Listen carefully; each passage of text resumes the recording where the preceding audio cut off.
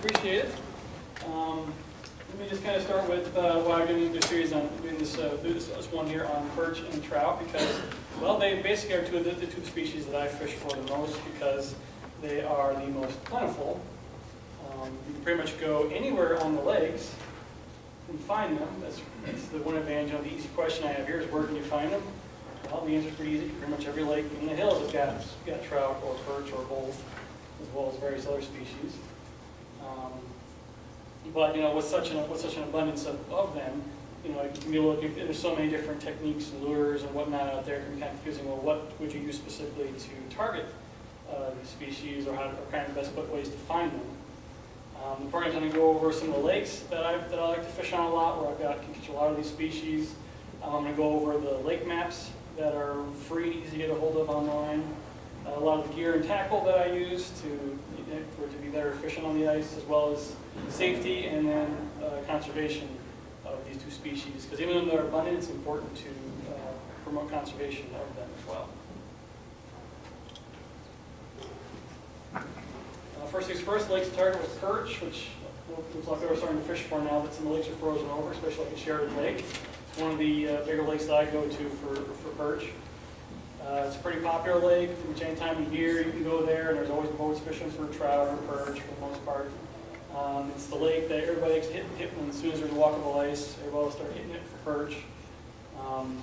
There's a lot of weed lines, a lot of points, a lot of differing depths in the area that you can target them at, because the lake is a little bit bigger than the small lakes around here. Another good one is Deerfield. You know, it's a deeper lake, but there are also a lot of points and bays in the area, especially like the Gold Run area or along over by the highway. It's a good area to find them a lot at, and it's also one of the last lakes to thaw because of how high it is. The example I said there, I fished until April 12th last year.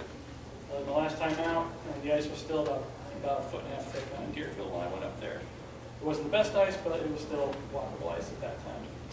So I never fished in April up until last year. It was a good winter last year. Some lakes for trout. Deerfield again. Good mix of rainbow brook trout and splake. I've never caught a splake. It's a brook trout, lake trout hybrid. They're not very big, but they do put a pretty good fight if you do get into one of them.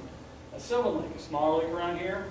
Got a lot of browns and rainbows swimming around in it. The bite's been pretty decent so far this year from what I've read in the paper. Good place to take kids because it's a smaller lake. They can walk around. It's also higher lake, so the ice freezes up pretty quick. Roe Bay Lake, a little bit smaller yet, but it's one of the first ones I hit every year because it freezes. It's one of the quicker lakes to freeze because it's not the deepest lake. I was out there on the 22nd last month, and there was about 4 inches of ice then, so about the minimum that I like to be on the safe side. In Pactola, once the bay started to freeze, that's when I see a lot of guys going out there for, besides your northern, the lake trout, or the rainbows like to hang out in those bays too, especially up in like Ginny Gulch area. But if you do want to go for the big lakers, then you got to wait till the deeper water freezes, because that's when everybody starts getting out there for those big, 10, 15, 20, 25 pounders that keep hearing about the last few years. And using with lake maps. I get my maps from the Game and Fish website because they're free, and most of the lakes, except for some of the smaller ones, are available. It's free to print off. We've got Shared Lake on here, fully contoured. So you can use those, doesn't cost you anything. Sylvan Lake is one of the small lakes that's actually on here. Deerfield, Stockade, and even New Underwood Dam is also on here. Is also in here. I like some of these bigger lakes. I like to make different copies of the lakes, like the different areas. Like I've got Deerfield, I've got the bay over by the highway here, and then on the next page I've got the rest of the lake. So that's closer. But it's a good resource to use. I also will start. These are all new maps. I've been marking them on Perch and Fish this year, so I can go back to those same areas next time I'm out. But the best locations to look for on those maps tend to be off points or in basins or bays. You want to look for where the depth drops quickly. That tends to be an area where fish tend to concentrate. Or if you're in the basin areas, you can look kind of using. If you have a flasher, you can look for where the weed beds are at between just from the colors on the screen there. If it's a green color, you've got weeds. If it's all red, it's a hard bottom or a muddy bottom. And that's the Game & Fish website. I always encourage people to take advantage of the resource. It does beat spending $100 or better on those chips. It may not be quite as detailed, but they are good. It's a good free resource to use that's available. This is just one of the examples of Sheridan Lake, like areas I like to target. I like to take at this point off of here where you got all these different depth. You got this quick drop in depth is a good place to hit. There's a little bit of kind of a bay in here. This is usually a pretty good area for perch that I caught in the tournament last year. This is where I found most of my fish. 385 area. There's this little inlet here, and you got cattails all on here, but you got a pretty decent depth changes there. It's a good place to target them. And later in the year, the perch will start moving out into the deeper water here. This little island here tends to produce some pretty big. There's a lot of guys who fish around that during the tournament just because of how quickly the depth changes. Safety, especially with this wonderful weather we've been having lately. Your number one priority is always to make sure you're being safe on the ice. Just because we're walkable ice right now doesn't mean with this weather that it hasn't been at the top of the mushy. If I'm on a lake that I haven't been on, or it's the first time I've been on for the year, I don't have a spud bar to chip away at the ice. I just drill. I go on about every 5-10 feet and drill a hole through the ice until I'm satisfied that the ice is thick enough and hard enough. But especially when you go on the first time, always bring a friend if you can. Carry ice picks. I would recommend you can buy these for $7 or $8. So they're pretty cheap, but if you ever do fall through, they will help you to get out. If you ever fall, to help you get out of the ice. These ones here are a clam model that's fit together nicely. You can wear it over your head. So if you do fall through, they're right there. So you can grab and get yourself out. Also important to wear some cleats or some spikes on your feet. Just to give you better grip. Either on the ice, or if you were to fall through, it gives you something else to grab onto the edge as you're trying to pull yourself out. So it's an important accessory to use. And also, rope is also a nice feature if you've got it. Because you got the rope, a nice little bag here, and you got, of course, those same ice picks. Staying warm on the ice is you can enjoy your time on the ice if you're cold. Pretty much any insulated coat, bibs, pants, warm boots, is pretty much you got to have it to go out unless you go out and get a day like today when it's 60 degrees outside. Windproof, waterproof features are better just because you're probably going to get wet, and with the weather around here, it's usually always windy. There's not a lot of calm days around here. The ice fishing suits are the best way to go because they are windproof, waterproof, have a little bit of insulation to keep you warm. I myself use the Clam Ice Armor suit. Just because it has all those features, and I have yet to be on the weather where I could not have a shag and just have that, and I'd probably be okay for the most part. It's a great investment to make if you really want to get into ice fishing. Augers, because if you're going to get to the fish, you got to do the ice first. But you got to decide if you want to buy it. Are you going to go with hand or electric styles? Last year, Clam had this brand new conversion plate here where you can actually use an 18-volt lithium drill, and that works really, really swell. I used one of these last year that a buddy of mine had. It's really lightweight, drills through the ice really fast. If you don't want to invest in a big gas auger, those are definitely the ticket right there, those conversion plates. Or if you do, you're doing with gas and propane if you want some little more power or a little bigger, such as the Jiffy propane or the Clam Edge auger. I myself have a Jiffy 34 myself. Works really well, but like that conversion kit, 13 pounds probably. This one is about 34, so it makes quite a difference. Especially if you're going to be moving around a lot, to have a little bit lighter auger. As far as different rods and reels, when it comes to those two species, ultralight and light actions is the way to go. I don't like to use anything heavier than a light action just because of the size of the fish, and when you catch them, the fish it's also a really fun fight. You can catch a good sized trout on ultralight rods. There's a lot of techniques and specific rods out there these days with different prices. I also recommend spring bobbers, especially for perch fishing. They're a handy little accessory, but on those light biting fish, you can see that bite a lot easier. I've got one here on this particular rod. It just pulls straight out from the rod, but it's a nice additional You'll see those little bites a lot faster with that than you will if you're just using the end of the rod itself. And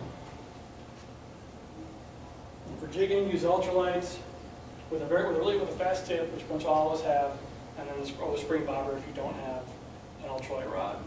For spoons, light rods with a nice tip are a good way because those fish are still going to be just tapping away at your bait. You still want to see that tip of yours going, which is why a fast tip is a nice feature to have. These are some examples. Like I said, here are those spring bobbers. That you can find from any of the stores. This is the True Blue series, the Clam True Blue series rod, which I have one of those up here. It's a really nice ultralight rod for a combo. And this one also I attach a spring bobber to. That one runs about $35 to $40 for that combo. I mean, there are some $20 combos out there, but you don't get near the feel and the quality if you spend a little more on your rods. Inline reels, like this one down, like this clam one down here, I've gotten really popular the last few years. I use one myself. It's an Eagle Claw variety, but for fishing, if you're fishing under 30 foot of water, these are really nice to have because these reels don't twist your line. So when your bait's down there, your jig isn't twirling around like this. It's holding still, it's straight like it should. So they're nice. If you ever want to try one of these, I would say try one, see if you like it. It works well in shallow water, but if you get deeper, then you want just your standard spinning reels. What was that called again? This one here is called an inline reel, but this one here is an Eagle Claw variety. You think those are Eagle Claw inline. They're $25 at Cabela's or Shields. But that one here has a free spool feature, which is a really nice feature because you can actually just push a button and the lure goes down by itself. Instead of having to pull out like you have to with some of them. And tackle. Now, there's a lot of tackle out there, but for these two spoons, small jigs, those are going to be your best bet for them. And the size-wise, I like to use 16th ounce jigs with a size 10 or 12 hook. Tungsten, which came out a few years ago, it really got popular the last few years, is probably the best you can buy as far as a good lure because it's a lot heavier or more dense than lead is, so it'll sink a lot faster. Especially when you're fishing for perch and the school swimming through, you want to be able to get down there fast after you catch a fish. So tungsten is the way to go with me. Most of my lures, if you don't check out the jigs in that jig box, they're mostly all tungsten now. That's what I thought of. For spoons, 16th ounce to 8th ounce. You don't have to go much bigger than that if you're targeting perch and trout. With spoons, I like to use those when I first hit a hole generally. I put them down there. I like these with bright, shiny colors or anything that makes noise. And you kind of just pound it, jig it aggressively. And the fish that are most aggressive are going to be the ones that come in first. That's a good way to see if you've got any fish in the area. If you start with a spoon first, you'll find the aggressive fish first, and you can go from there. With spoons, anywhere from 6 inches to a foot. You just want to pop it up. That's the best way. That's your best way to fish. That's how I teach people who've never been out if they come out with me. Like this young man here is his first time on the ice last year. He became quality. He caught a lot of fish just using these little simple jigging methods that I was showing you over. So that was his first fish he ever caught. Out of horse thief last year. As far as jigs to use. This is Clam's lineup from last year. I recommend these because these are all tungsten, so they're all going to sink. They're all going to sink fast, and they're available in a variety of colors. You've got the drop, the dingle drop with that little chain link that you're just sitting there quivering it. That thing is just shaking. It's a good attractor for fish. The ant drop here is probably my favorite. I got the most perch from it last year. The duck bill, which kind of swims around in a circle because of the shape. The half ant, which works pretty good on, which is a vertical jig, works well on perch and bluegills if you want to target those. And the epoxy here, which has a little Swarovski crystal on it, so it has a little shimmer effect under the water on a sunny day. And then brand new for this year, they've got the Drop XL and the Dingle Drop XL. They're the same as the Drop and the Dingle Drop, but they've got a bigger hook on it for bigger baits, for bigger plastics if you want to go that route. But like I said, they're all tungsten. Last year I used them all pretty much exclusively, and They were really good jigs. Almost any color would work with that. But being that tungsten variety was just awesome to have. The different spoons. This is McLam's lineup here. We've got the bomb spoon, the blade spoon, the speed spoon, and then brand new for the year was this time bomb spoon, which I do have a couple in here. The thing about that spoon is that you want noisemakers. That puts out a lot of noise when you're jigging because of this copper, this brass bearing here, and then that ceramic bead. But that's a good bait to use. I'll pass those around. Here's a couple of the epoxy drop and the drop. I'll pass those around too. But you know, if you're finding a lot of fish but they won't bite, if you're using a flasher or a camera, this speed spoon here with that dangling hook is a good thing to use because it's got the attractor here on the color, but they're not biting. You just barely move your rod, and that chain is going to be moving around. So on a really tough bite, that's what I usually go to is the speed spoon here, which really well, especially when the pressure's rising and the pressure shut off. And some other type of gear to use. Flashers, of course, like I use the Humber 45 here. Works really well. I got the digital depth on the screen here. A lot of guys though are diehards of XLR. It's probably the most popular flasher in the country. Underwater cameras. That's not necessarily a necessity, but I've used this one for a couple years now, and it's really nice to find the different transitions below, from gravel to rock to weeds. Is that a combination? No, this is separately. Oh, he's not giving. Yeah. This is the camera. I just have it mounted here with this on.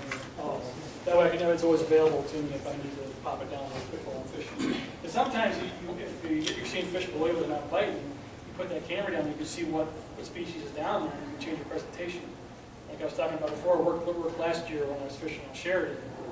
Found a big school of what I thought was perch below me, but I couldn't get them to bite on anything with my jig presentation. Put the camera down there, I see it was a big school of crappie. Changed the lure presentation, started catching crappie. So it was a nice feature to have. The Arctic Ore here is a nice dead stick feature that the Clam makes. And how that one works, you just attach your rod to this mount here, put it in the water, and as soon as the fish bites, pulls your line a little bit, pops up, sets hook for you. It's a good dead stick. If you don't like to use tip hooks, that's a good tool to use. And then of course you've got your shacks. So this is one of Cabela's ones over there, one of their hubs, and then this is my Legend Thermal. If you want to take a seat in it, check it out over after the program, go right ahead. It's a really nice shack, a nice one-man shack. They're nice to have, but if you have like a suit or something that's windproof, that's something that you need all the time. So if you're going to get one thing between these things, the suit is definitely the best thing to get. And plastics, which I've started using a lot the last couple of years. But until the last few years, most fishermen probably wouldn't have used them because they weren't the best quality and they'd stiffen up in the cold water. But they've really gotten big the last few years. People are making them softer. They're very supple. They stay nice and loose no matter what. And they're a really hot commodity, especially when it comes to fishing for panfish, perch, and trout. Their action in some cases is even better than live bait if you're using minnows or if you're using maggots or wax worms. And because they stand the hook longer, they don't replace as often. So there's a nice feature to use if you're tired of switching out and putting on fresh bait every time you catch a fish. They'll last you half a dozen or more fish pretty easily. And plus, with their motion being as soft and supple as they are, even beginners can use them. It doesn't take much to use. All you gotta do is sit there. You just move it back and forth, and that action you're creating on your plastic is going to be even anybody can use it for the most part.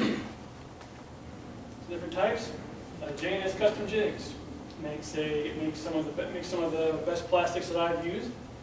These are the models they make. They make the Ice Mite Magnum, the standard Ice Mite, and the Ice Mite Junior. And they've also got the Paddle Bug and this Gojo, which I started using this season. Works really well up at New Underwood. Caught a lot of bluegills, caught a lot of perch with that Gojo. The action on those two legs moving back and forth is really neat to watch. And this is one of my favorite ones that I used last year for JNS. It's the Versamite. The thing about the Versamite is you can actually, right here, it's actually, there's 3 ways you can use this. You can either use the whole thing, like that right there, or if you want to see if you want to downsize your presentation, you can use the back half, you've got those little tails hanging off, or you can use the front half, where you have those little arms flailing out. And I'll pass around a little bag here of some of theirs. You can take some out and feel them if you want. They're all nice plastic. They're not sold in stores around here though. You do have to go to the internet in order to order them. But they're only like $2 or $3 for a pack of 10. And they're good. It's good quality plastic. They'll last you a long time. JNSCustomJigs.com, where you can get it from.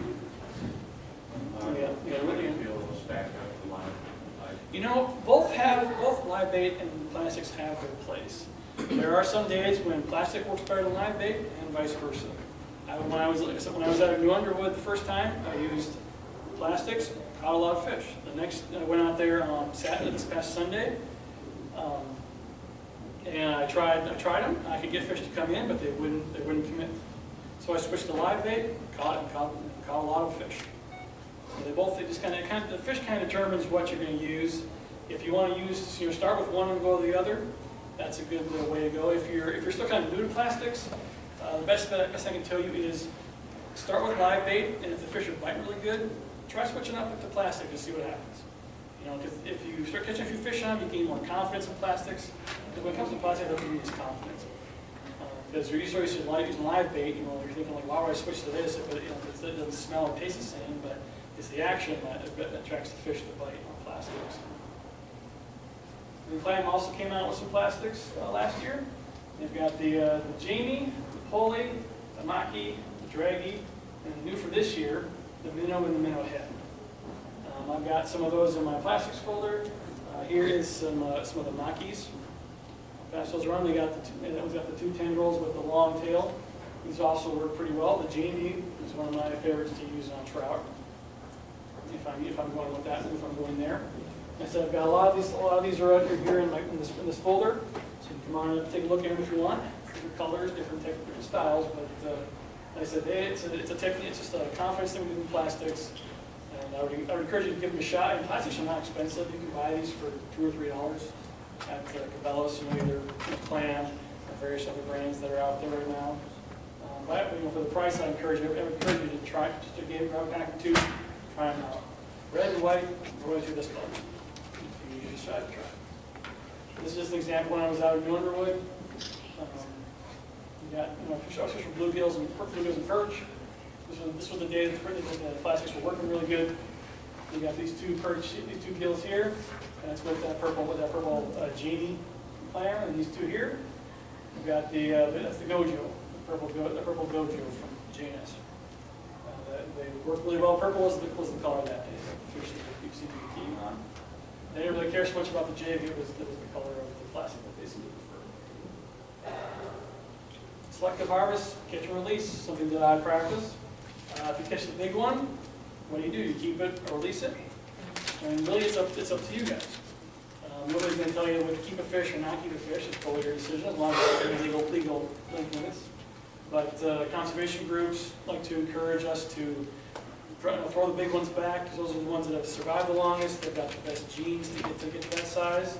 And if you keep them in the water, they can breed the next generation. They'll have those same stronger genes.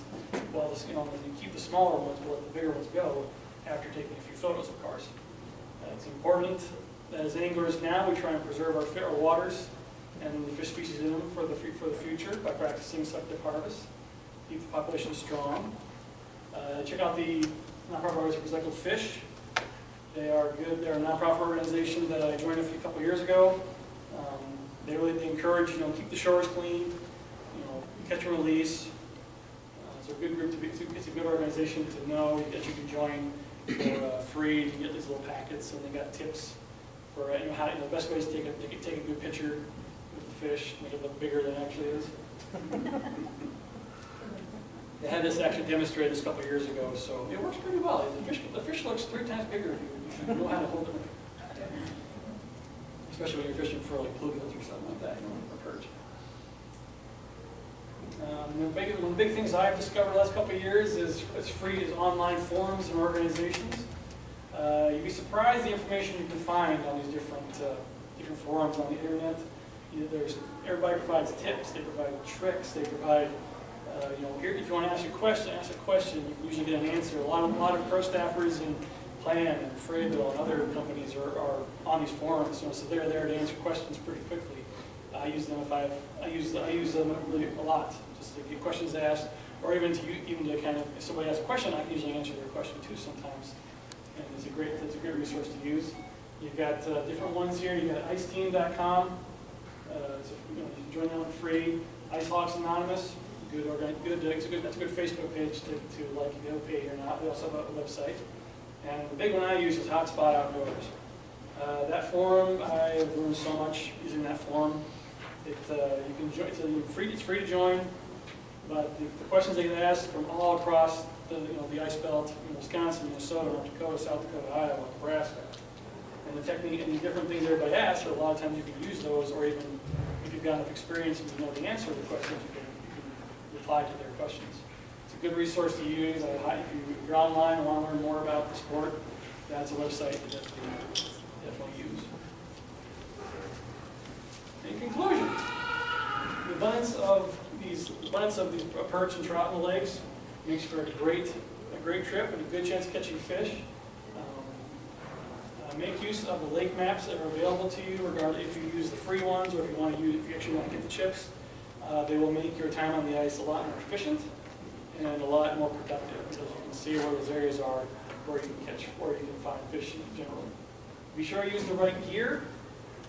Whether it's the gear I have here or other gear that's out there. There's a lot of different varieties of gear out there that you can use.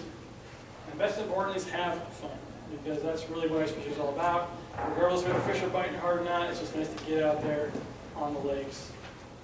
It's my favorite time of year. I like ice fishing like more than open water fishing.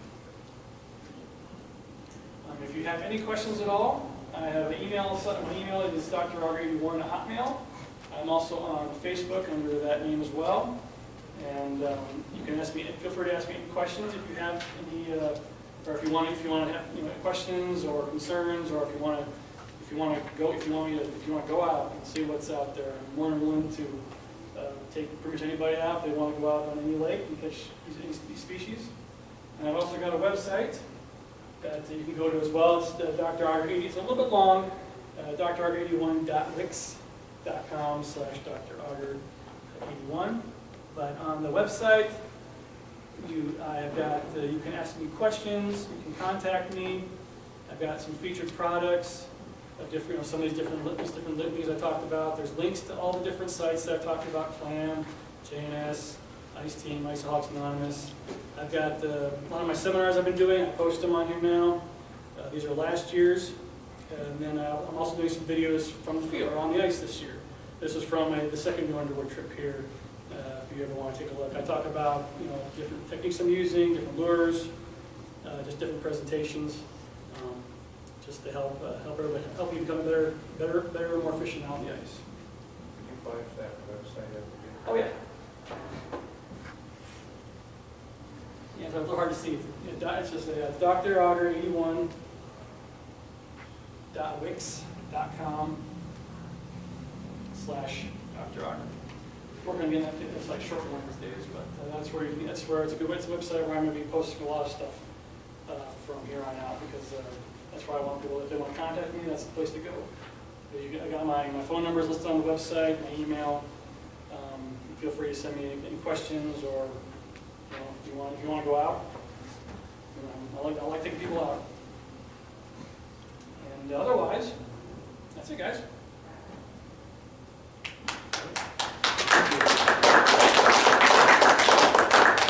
Any questions?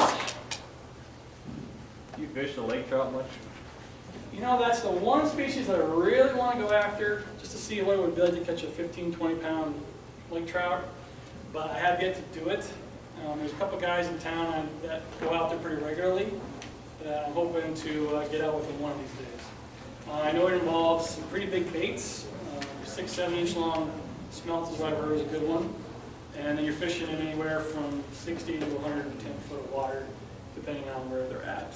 But yeah, for that I recommend contacting with the Rooster. They may know some people, there's guys who can actually go there. And that's another good resource to use if you're looking at going out. Go to the Rooster, those guys will give you some truth and some stories too. So.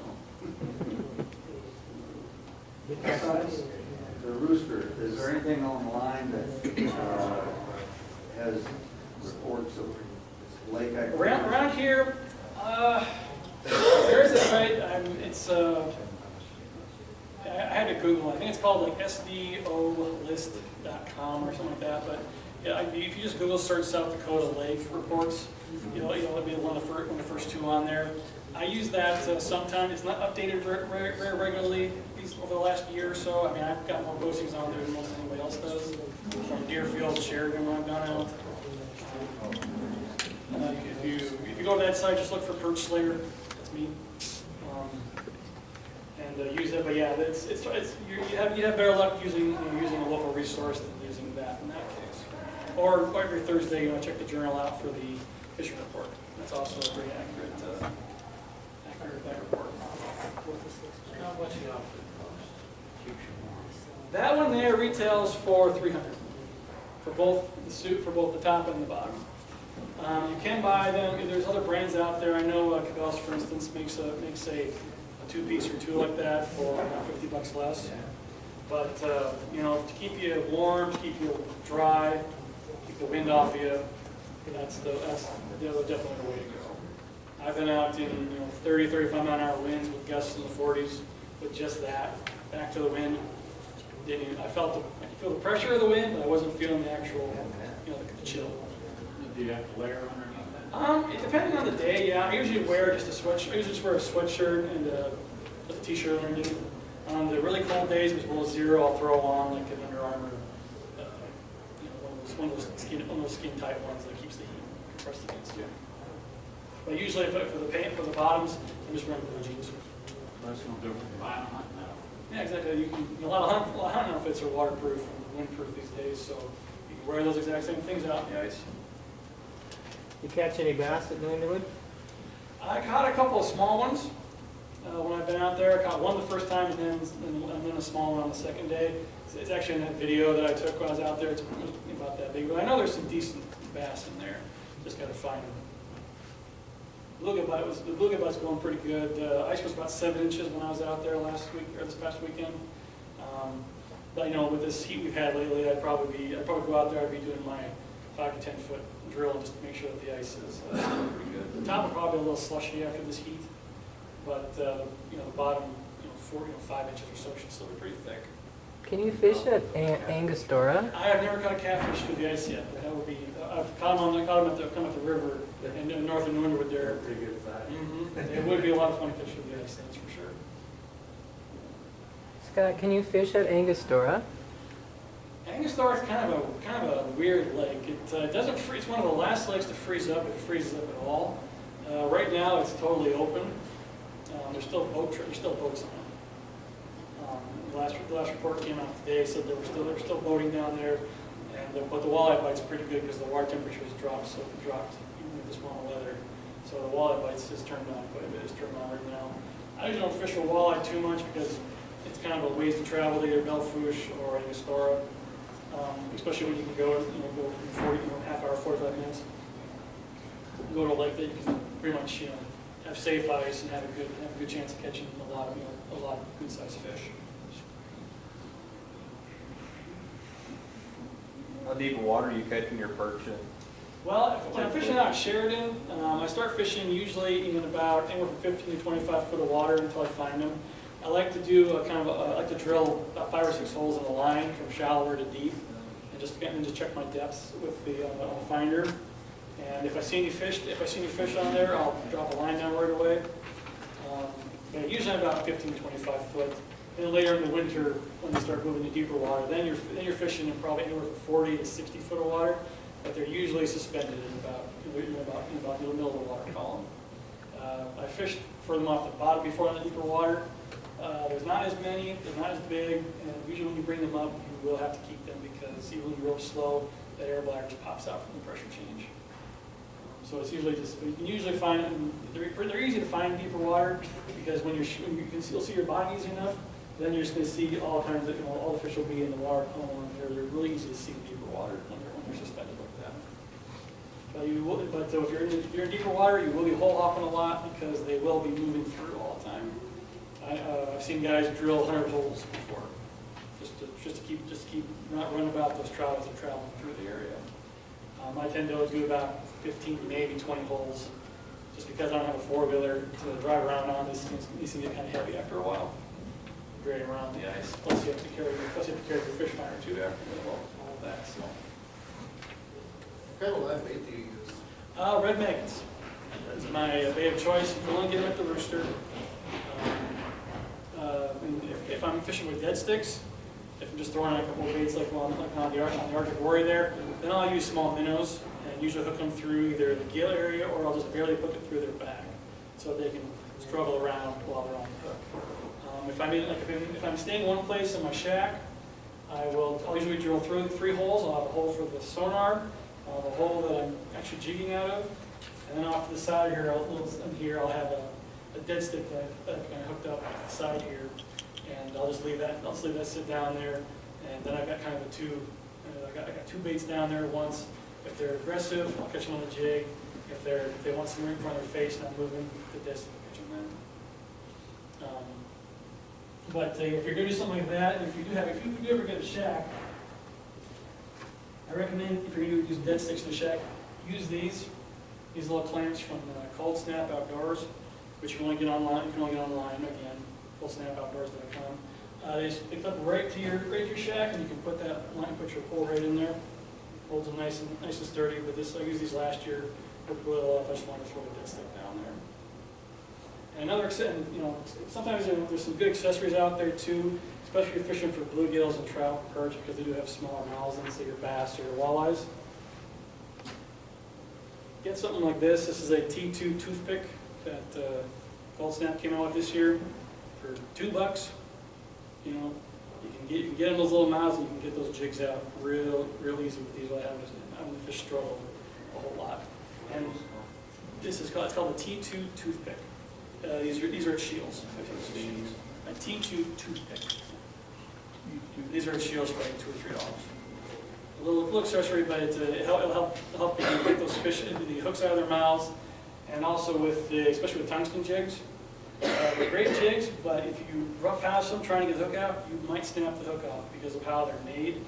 The hook will not come out if you're using these to get the hook out of their mouth. What was that called again? A T2 toothpick. As I've seen them at Shields, I think you also might carry them too, but they're only like $2 or $3. Yeah, those are the rooster. No, not the rooster. No. Is that wood or plastic? It is plastic. You pass that around. Yeah, I mean, just a little accessory like that can make things a lot easier on you, on your lure, on your jigs, on the fish, and on you. You don't have to stick your hand in their mouth either, especially if they're a toothy fish. I've used that before to get them out of walleyes' mouths before. It works really well.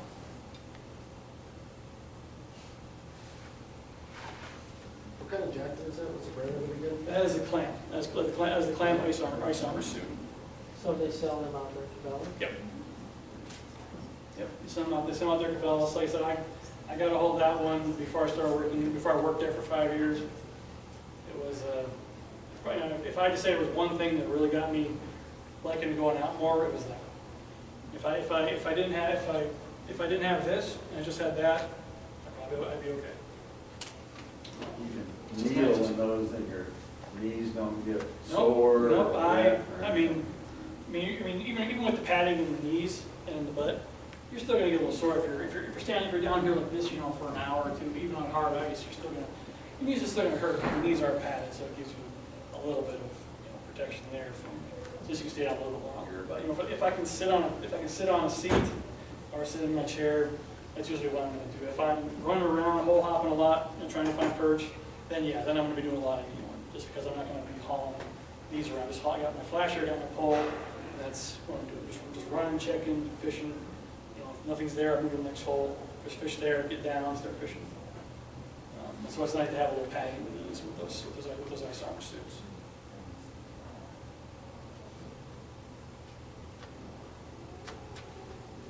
big is perch in 14 inches. South Dakota? Up there at Sheridan 3 years ago. Your big ones there tend to be your 12 and 13 inches, so that one was a real nice one. I let it go, of course, but I got some good pictures with it. But yeah, that's the biggest one I've ever got. Are you catching big, decent ones up there this year? I haven't been on Sheridan yet. I'm still waiting for, well, with this heat stretch, this heat here, I'm a little nervous about going out there right now.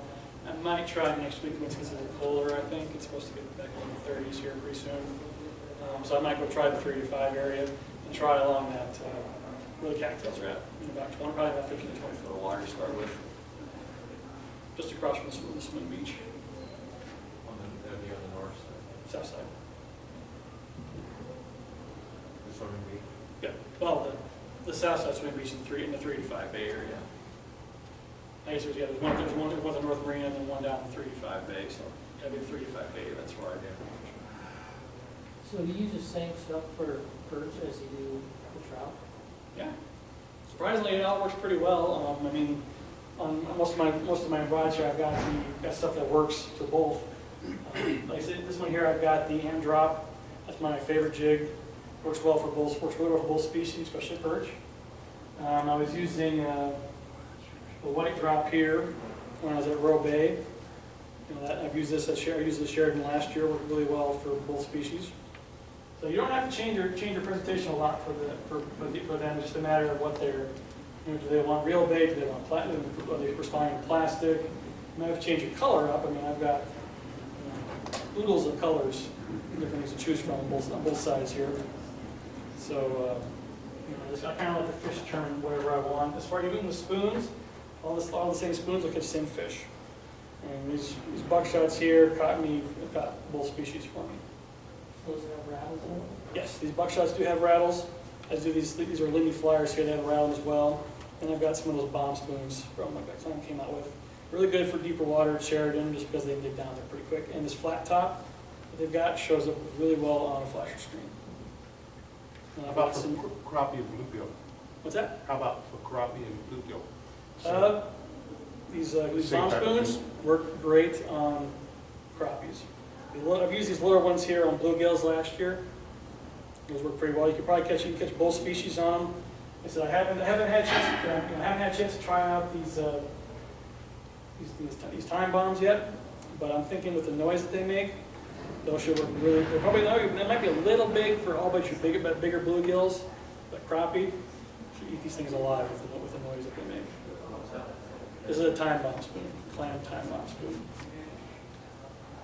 This one's available in like 5 different colors. I like the green chartreuse and the orange and chartreuse patterns. I'll say as far as colors go, chartreuse and green works really well. Your reds work really well, and it's always good to have a white and a blue in there too. If it's a combination of the two, or if it's just the individual colors. If you're using a split shot, because you don't have a tungsten, Yeah. is there like how far up above the jig do you like? Anywhere from 8 inches to a foot. 8 inches to a foot. Not too far. I mean, you don't want it way up here, but you want it to be close enough for it to help get the lure down. I mean, I've got some, I got some regular lead jigs in here. If I'm fishing in shallow water, lead's fine. 20 foot. Lead works pretty well if the fish aren't moving through fast. I've even got some, I've got some smaller ones in here. They have a size 22 hook. They are tiny. I put a split shot of those above them because it just doesn't get down there fast enough, even in 20 foot of water. Yeah, if you're gonna use just regular lead, smaller jigs, yeah, just stick a little one that you do on there, which is fine.